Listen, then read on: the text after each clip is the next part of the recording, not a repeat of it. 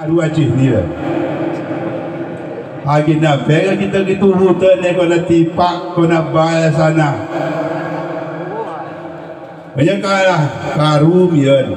Perahan ayat ni karu aku pergi betul kau.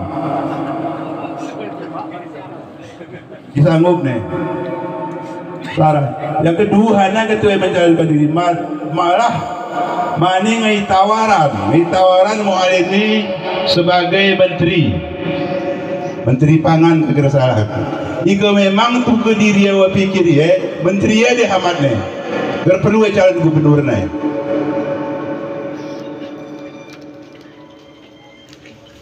Dan sarami sebenarnya hasil ni kami pesesodok agenda kita nikmati. Kami pesesodok agenda buruk, kami juga tolong kami. Kita nikmati dana oksus nggak pernah kita nikmati. Jika ang kita pernah kita nikmati. Selama ini kita sakit gratis beruang itu berkat perjuangan taginnya. Dana oksus dan JKA akan berakhir 2027.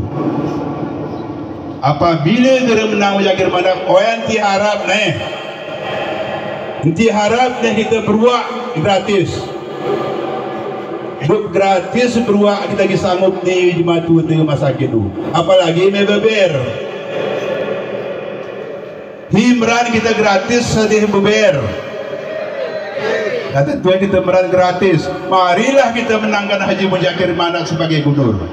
Salah satu singguk ni nyusul noya adalah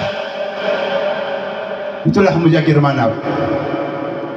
Kebetulan Haji Muzakir Manap berpasangan partai di Prabowo, yaitu adik Pat wakil Muzakir Manap ni hari Partai Gerindra. Partai Gerindra adalah partai di Prabowo. Prabowo akan dilantik nantinya tanggal 20 bulan 10 ini.